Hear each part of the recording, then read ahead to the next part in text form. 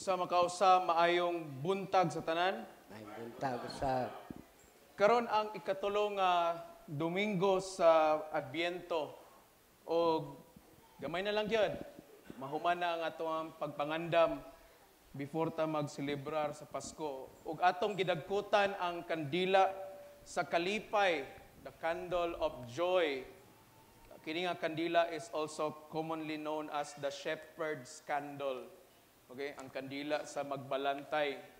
And kung na-notice ninyo sa atong Advent wreath, nganong pinasahi man siya nganong color pink. Okay? In fact, it's not pink but rose pink because sa uban nga Kristohanon or Katoliko nga pagsimba karong adlaw, particularly in our brothers and sisters in the Roman Catholic, they wear the rose pink color. Okay, gikan silang vestments. Okay, not because they are politically inclined to that certain politician who wears pink, but rose pink, okay, represents joy. Okay, kalipay. And also today is Gaudete Sunday. Gaudete meaning to rejoice. Muna ang ato ikaduhang pagbasa kaganina. Rejoice in the Lord always. Okay, in 1 Thessalonians 5:16. Kinahanglan nga magmaya ta. Kinahanglan nga aduna tay kalipay. Ang pangutana, nalipay ba mo nga niya mo dire? Lipay kay Pader, siyempre. Busog god inighuman simba. Perting lipaya. Okay? Ang pangutana karon, kung walay pamahaw, malipay pa bagihapon ta nga mo simba. Very good. Kana, tibanan na ito na naka-record na ba ni? Naka-live stream, ha? That is why it is very important nga karon nga Domingo, we should ask ourselves, why is it that we are celebrating Christmas? Okay? Karon nga Domingo, atong pangutano ng atong kaugalingon, nganong nagselebrar man ta og Pasko? Na man sa atong tradition, Father. Okay? Nasayod ta nga adunay uban nga mga relihiyon nga dili sila magselebrar og Pasko. Kay dili sila mutuo nga December 25 mao ang pagkatao ni Hesus. Og sultian mo nako, dili man gyud na mao ang adlaw gyud kung kanus-an na tawo si Hesus. Pero mao kana siya ang gideklara nga adlaw sa pagselebrar sa iyang adlaw na tawhan. Okay? And nasayod ta nga ang Pasko sa kini ka panahon kung asa magkatapok ang mga pamilya. Okay? Magkatapok ang mga paryente, ang mga higala. Og kini nga panahon, mao kini ang panahon nga puno sa kalipay. Okay? Og panahon nga atong gipaabot matag tuig. Okay? Di man sa tamo kanta og katong Tagalog bitaw kanta nga, ang Desyembre ko ay malungkot. Di ba manganta na? We always play Christmas carols, di ba? Karon high-tech na kayo karon kay nanay mga budots nga mga pangpasko nga kanta, di ba? Ang mga mingaw nga kanta pangpasko nahimo ng bibo. So, ano ba? Tungod kay ato ning giselebrar uban ang dako nga kalipay. But, however, what is Christmas and its joy for us? Unsa man diay kining Pasko nga atong gipaabot ug unsa maning kalipay nga atong nabati niini nga panahon, okay? Tungod ba ni sa mga pagkaon, tungod ba ni sa mga regalo nga atong paabuton nga atong abrihan karong December 25?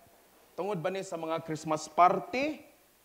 Okay? The invitation of parties everywhere? Or ato ba ning gihimo nga nangandam ta tungod kay nalipay ta nga nagpaabot sa atong manluluwas? Okay? This Sunday we remind ourselves that joy is truly not about gifts, parties, celebrations that we usually associate with Christmas, but the very essence and focus of our preparation and our joy is because we are anticipating the birth of our Lord Jesus Christ. Nalipay ta karon nga panahon dili tungod kay naay mga regalo nga atong paabuton, naay mga party nga atong adtuan, naay mga bonus nga atong madawat. No. Isip mga Kristohanon, nalipay ta niini nga panahon tungod kay nagpaabot ta, okay? Sa pagselebrar nato sa pagkatao sa atong manluluwas nga si Jesucristo. Because in the birth of Christ, it is the beginning of our salvation. Tungod sa pagkatao ni Ginoong Jesucristo, diha nagsugod ang atong kaluwasan. Okay? Kung wala matao si Kristo, wala tay kaluwasan. Okay? Di man pwede nga moderitso na lang siya dito, nagbitay sa cross, nga wala siya na tao. Apan nga nung ato maning giselebrar, tungod kay aron atong ma-appreciate pag-ayo. Okay? Nga sa wala pa siya nag-antos, okay? Wala pa siya gisakit dito sa cross, dako ang kalipay sa kalibutan nga adunay usa ka bata nga natawo didto sa pasungan. Ug tungod ni ana nga pagkatawo, nakabaton kitag kaluwasan. Amen? Okay? Mao nang mukanta ta panahon sa Pasko, joy to the world, the Lord has come. Okay? Kalipay sa kalibutan, kay nataw na nga atong Ginoo. Maglisod tag kalipay kung wala tay rason nganong malipay ta. Okay? Lisod kaayo magmaya or mag-rejoice kung wala ta nasayod kung unsa ang atong gimaya. Okay? The gospel today reminded us, as we heard about Saint John the Baptist, who is the forerunner of the Lord, on how he revealed and directed each and every one of us to the salvation of God, in pointing us to the one in whom we ought to be rejoicing and celebrating. Ang atong ebanghelyo karon nagisgot bahin sa testimonyo ni Juan nga magbubunyag. The testimony of John the Baptist nga mao ang gipadala sa Dios aron mag-una pag-andam sa dalan sa Mesiyas.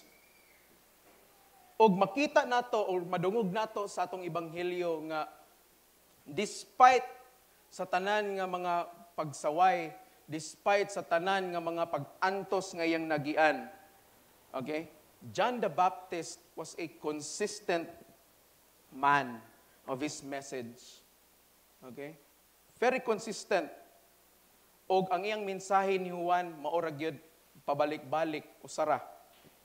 Pag hinulsol kamo, kay moabot na ang Ginoo. That is the very message of John. Until such time nga niabot na lang nga giputlan siya og ulo, maora gid gihapon ang iyang mensahe. Niabot na ang Ginoo. Okay?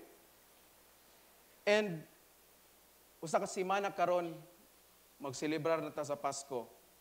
1 week from now, we come closer to celebrating Christmas. And it is right and just to celebrate today, karon nga adlaw, uban ang kalipay, tungod kay atong nasayran nga wala di ay mapalong ang kalipay, ang kalayo sa kalipay sa atong kinabuhi. Amen? Kinsa ninyo diri karon ang wa nay kalipay sa ilang kinabuhi? Kanang wa nay kalipay ba nawad di na mo kalipay sa inyong kinabuhi, di na mo malipay mabuhi. Mga asawa nalipay pa ba mo sa inyong bana? Wa gid pader kay kada adlaw mo uli hubog. Mga bana nalipay pa ba mo sa inyong asawa? Or basig nalipay na pud mo sa lain pod? Lipay di ay. Klaro ra ba kayong 10 commandments ganina, ayaw kaibog. Di ba? Sa butang sa laing panimalay, apil lang tao ana ha.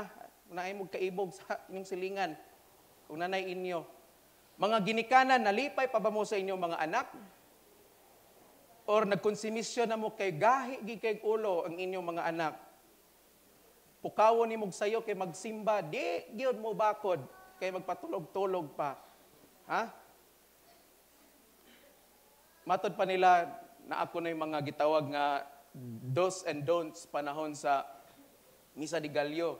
No, ang uban ana kanang dili ko no mag-anha og simbahan nga kanang ang tuyo kay magtabi lang ana mag chismis or dili ko no mag-sulob og kanang mga sanina nga mga unsay tawag ani kanang mga dili angayan panahon sa simba. Napay isa ka bawal ana, bawal matulog panahon sa simba.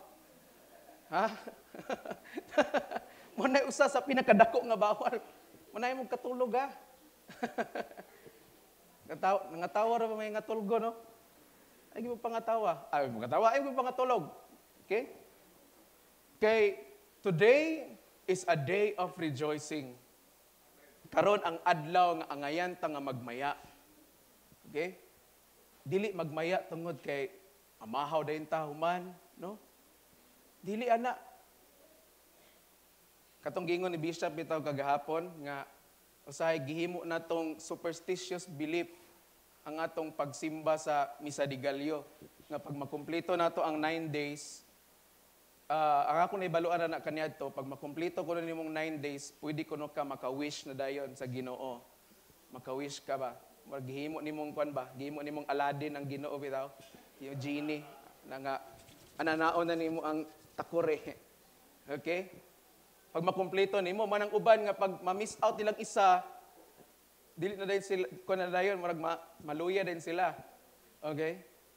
Pero gihimo nato ang Misa de Gallo tungod kay nagandam kita sa adlaw nga tawhan. Unya ang pinaka-worst naningkamot pa ta nga kumpletohon ang 9 ka adlaw straight. Di ganato makumpleto ng kada Domingo ra sa isa ka bulan o 4 ka Domingo nga pagsimba. Nahilom lagi mo lagi. Ha? Di nato na makumpleto isa ka bulan o 4 ka Domingo. Na kanang 9 ka adlaw makumpleto lagi nato straight pa gyud. Di ba? Manang usay wa na ta nalipay.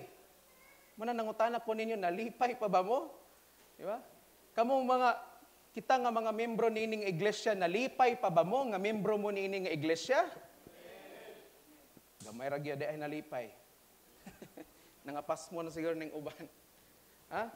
Kinahanglan nga mubaton kitag kalipay kay ang kalipay sa Ginoo mao kana ang atong kusog. The joy of the Lord is our strength. Okay? Father, unsay pasabot anang ang kalipay sa Ginoo mao atong kusog? Kung nasayod ta nga atong gipahimut-an ang Ginoo ug ang Ginoo nahimuot kanato, that alone will give us the strength nga magpadayon sa atong kinabuhi ug padayon nga pahimut-an ang Ginoo. Okay? Now, brothers and sisters in Christ, just as we have been repeatedly reminded today of why we lit the candle of joy and we should celebrate with joy. Let us therefore be renewed in our commitment to follow the Lord.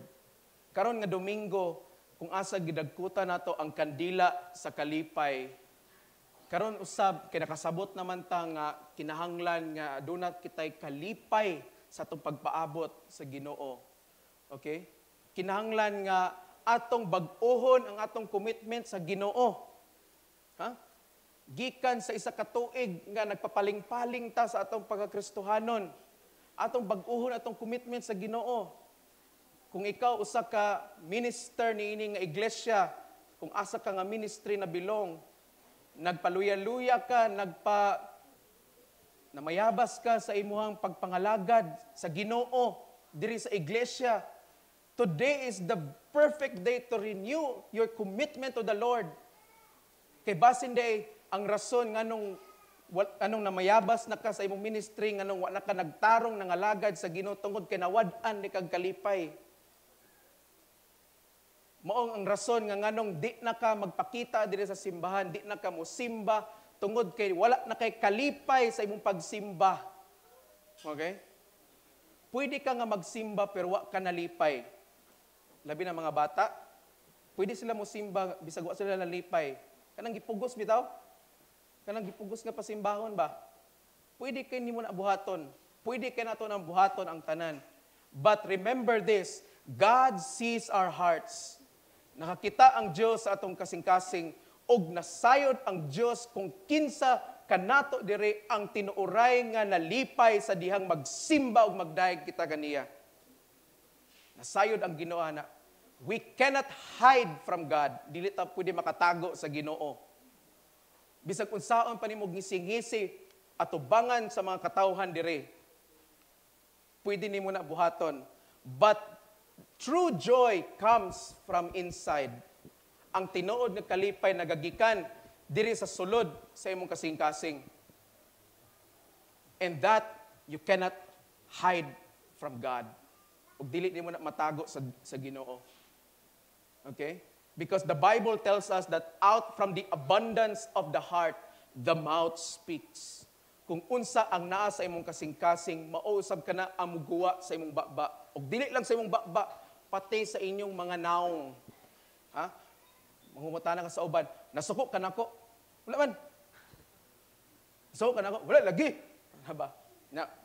Ang say tinuod nga tubag, nasuko, wala. Suko. Ano man? The way nga mutubag, the way that the person responded, mao gyapon ta. Okay ra ka? Okay ra man ko. Pero nagmulo di ay ang kasing-kasing. Okay? Walay kalipay. Kay wala ni simba ang iyang kalipay.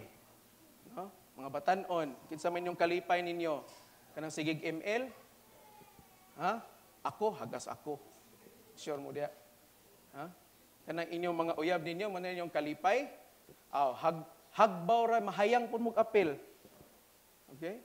We need to focus and center our lives to what brings joy to God.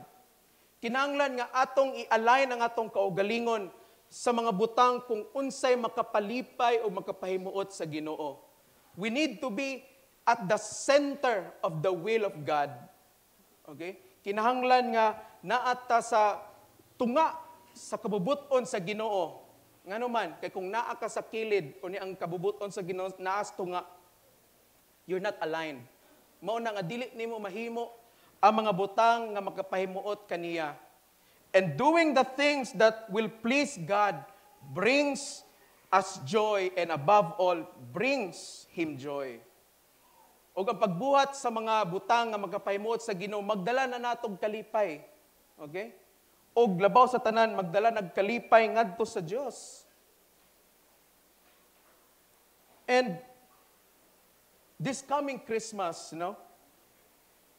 it is also about sharing the joy which we have received from Christ Himself. Karong umaabot nga Pasko, we also share the joy. Ato sa nang gipaambit ang kalipay nga atong nadawat. Okay? Mao bitaw nga kalipay nato nga mag-amutay kita para sa atong pamahaw sa misa di Galyo. Amen? Murag gamay ra gid ang nalipay. Kanang wa nalipay man ay di mangaon niya. Okay? Dapat kalipay nato na. Kay ngano man, malipay ta nga makapaambit ta sa atong panalangin ngadto sa uban. Dili mo malipay nga makapakaon mo sa uban?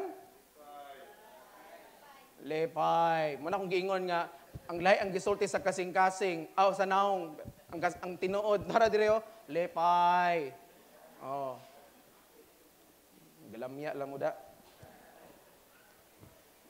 Dili ba mo malipay karon nga panahon sa Pasko nga kung kinsa to nagkinahanglan, makahatag pud mo nila? Okay? Makashare mo sa ilaha? Okay? Kaning panahon sa Pasko, daghan kayo mga tao nga gahimo og mga tradisyon pud nila. Nini nga panahon ay uban nga ilang gianad nga pagpanahon sa Pasko, mang-feeding program sila, manghatag sila og mga school supplies or anything just to express their gratitude towards the Lord. Okay? And that is good. Maayo na siya nato nga buhaton. Why? Because dili lang man kita ang nakatagamtam sa kalipay. In fact, kita nga nakasabot o nakadawat sa tinuod ng kalipay at ang ngayon nato nang i-share sa uban. Manaignay mong tapad, ayaw pag nilaog. Okay, kung balihon ni mo ng laog, ulag na siya. Ha? Ay, pag nilaog. Kung balihon, naging mo ng laog, ulag. Oh, gaulag na mo agi. Okay? Ay, pag nilaog.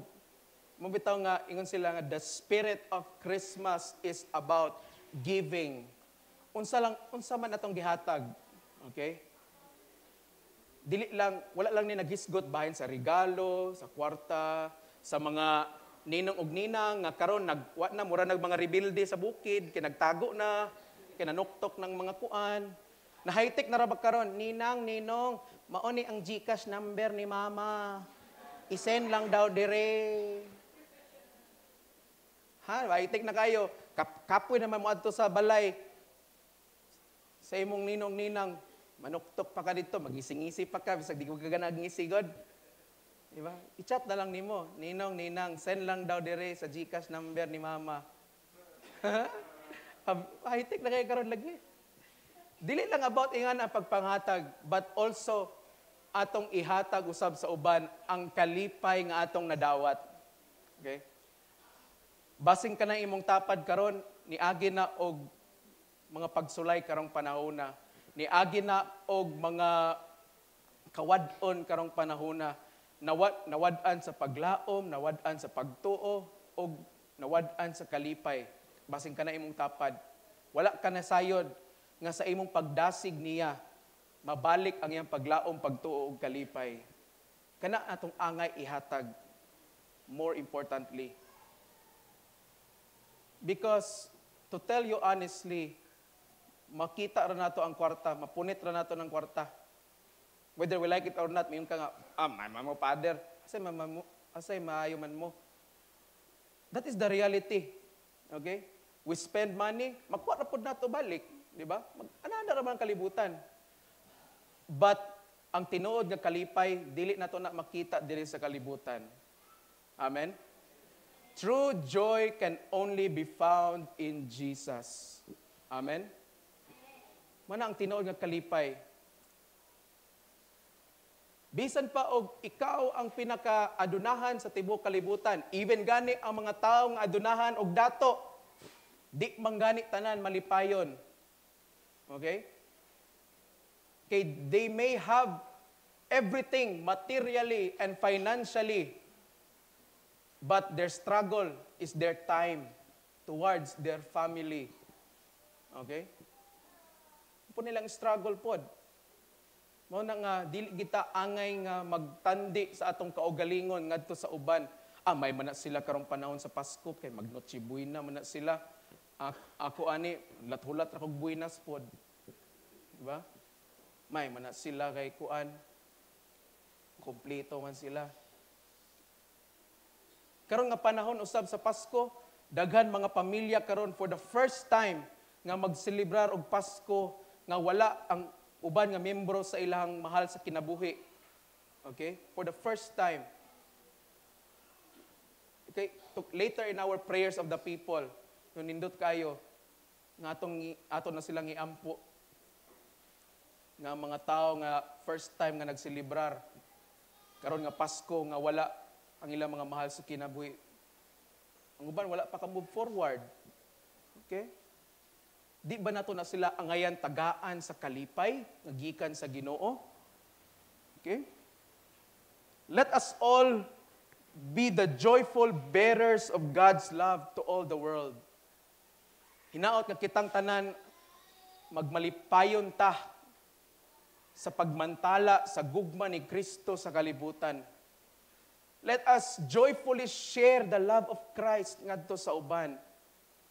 Okay, we can share the gospel. We can share the love of Christ. Pero again, pwede na ito na himo ng tanan, dili uban ang kalipay.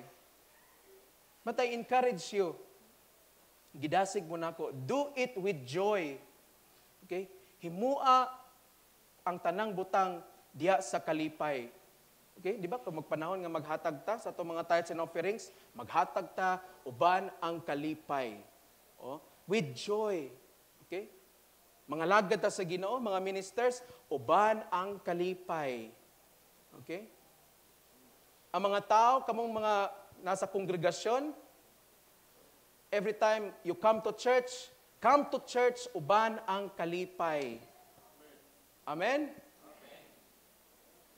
Okay? Di kay isulod mo diri nga way kalipay kay gisapot ka sa imong anak kay langayan kaayo. Ha? Ay ginyong awata akong mama ha. Ngagkahimong satanas ba sa Domingo? Ay gito gawata to. Okay? Mga angel naman may karon, mga angel. Mga angel. Mga angel. Angel, dili na angel.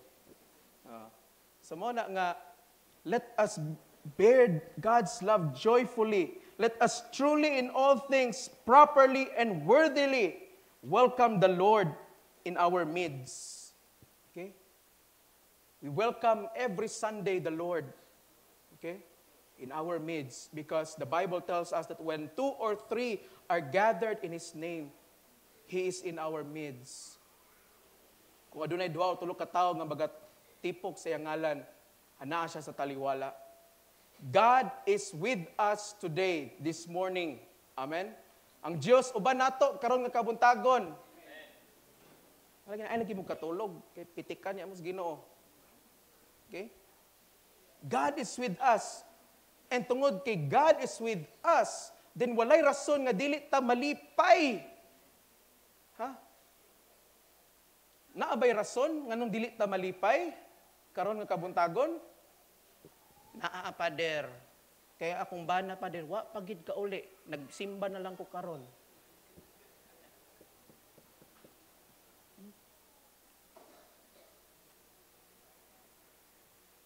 May the Lord be with us all. Hinaot nga ang Diyos maana ka natong tanan. O magpaabot ta kaniya uban ang kalipay. Dili biya sayon magpaabot. Ha? Kanang wa kay kalipay? Di ka ganag paabot. Di ba? If you remember the homily of Father Azul, you know, the previous reading last Sunday nga, ang usa ka libo ka tuig, usa ra ka adlaw sa Ginoo. So 2,000 ka tuig pa man ang nilabay. So duha pa ka adlaw na sa Ginoo. Wa pa ta kabalo kung kanos mo balik ang Ginoo. That is why kada tuig, kung nabantay nyo, kada tuig pabalik-balik ang atong mensahe sa Adbyento. Magpaabot, magandam, okay? Pero kung kapuyo na ta, Pader, hipusan na lang niyo ng Advent rite, kapoy pangandam, pamanibalik ang Ginoo. Kung wa tay kalipay sa pagpaabot o pagpangandam, mao na nga, di kita ganahan magpaabot o mangandam. Okay? Pader, sige, kuan, misa di galyo, sige sa kagastuan, udangan niyo na. Mga igsoon, ingana na gina basta Disyembre. Dagan gyud gustuhon. Ay ngano man, ang uban dili na gasto, ato man ang gihatag sa uban. Okay? Nang hatag man sa uban, nag-share ta sa atong panalangin, ayon nagunaw na nga gasto. Okay? And remember, without God, there will be no joy for us. Kung wala ang Diyos, wala tay kalipay. Ha? Pader, siya man akong kalipay, Pader. May pagmatulog na lang kagbalik. Kung iyan na magaling mong gisulti. Ha? Mga batanon, we are so attached sa mga kalibutanon nga butang, thinking nga naadiri ang kalipay, nasa inom, nasa droga, nasa pambabae, nasa panglalaki, nasa pa. Uban na tong gihimo. Kanipod uban. Abi nato ang kanang sigig pagtrabaho, manay makadalag kalipay nato. Nagdala lang nag-stress og panuhot sa imong lawas. Ha? No. Bisag unsaon nimo paningkamot nini nga kalibutan pinangita sa tinuod nga kalipay. Kung wala ka nasayod kung asa na gikan ang tinuod nga source sa kalipay, di gid ka tinuoray nga malipay sa imong kinabuhi. Mao nang moingon na lang ka nga may magpakamatay na lang ko. Ha? Kanang mga tao nga mo declare sila nga magpakamatay na lang sila, nawad-an na sila kalipay. Ha? Og dili nato na angayan nga ikalipay nga nawad-an sila kalipay. Okay? Nganuman, in fact, maluoy unta ta sa ilaha. At the same time, mangutana ta sa atong kaugalingon, have we done our part? Huh? Did we do our part? Nga makashare ta sa atong kalipay nga natagamtam? Or basin ato lang pong gisulo ning kalipay? Bahala na mo diya mga imperno mo, basta ako, luwas ko. Ana lugar ta? Bahala na mga digsimba diya, basta kay ako, complete attendance ko pag Domingo, bahala na mo diya, mga imperno mo. Inga na ba nga itong kinaiya? Okay? Hinaot nga dili unta ingana atong kinaiya. Dili nato ikalipay, okay? Nga ang kawadon sa uban. Okay? Nga naman, kay dili man ta mga funeral homes. Ha? Nga ilang kalipay ang kawadon sa uban. Nga lang, saan nila pag-operate silang negosyo? Kung mabi na mga funeral homes, inyong kasubo, among kalipay. Mabi na. Wana magtukol, mag-funeral homes, ayaw naggamita ha. Kailain kayo paminawan. That is why, let us look at the candle of joy. Tanaw na to, magsimba o magdaig ta sa Ginoo niya. Naabay kalipay ang atong pagsimba o pagdaig sa Ginoo. Every time we raise our hands, every time we sing, do we sing for joy? Do we raise our hands with joy? Or nakanta lang ta, or nagpataas ta sa atong kamot, kay niingon ang present worship leader nga, itaas ang kamot, ataas lang po ang kamot, anak. Kana bang imuha gid ba? Kanang ikaw gid nagdesisyon nga mukanta ka, pataas ka sa imong kamot, kay nakasabot ka sa kalipay nga imong nadawat gikan sa Dios. Dili nang pinugos nga kalipay. Okay? The joy of the Lord strengthens us this season of Advent. Ang kalipay sa Ginoo ni naghatag nato, naglig-on ka nato nini nga panahon sa Adbyento. Kamay na lang. Okay? 3 candles down, 2 to go. 2 na lang. 1 na lang, wala labot ng tunga. Ika na namang upat atong paabuton. That is why be reminded today that the joy of the Lord is our strength. That without God, it is impossible to attain genuine and true joy. Kaya itong joy ragid nga naibalaan, kanarang dishwashing liquid yun. Unya nang hugas, nagmugot. Di ba kayo, no? Ayaw mo magamit og joy dishwashing liquid, unya manghugas kag plato nga nagmugot. Kay murag sukwahi. Di ba?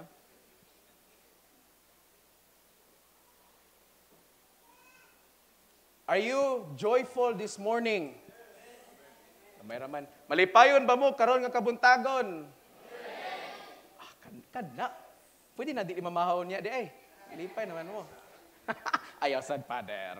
Kay may na namong langhab-langhab diri pananggab sa pugong-pugong sa mong otot kay gipanahot na me. That is why let us anticipate Christ's birth. Samot na sa iyang ikaduhang pagbalik. Kung maabtan pataan na nga mga panahon or naan ninyo diri maabtan pa ana nga panahon nga mobalik na ang Ginoo.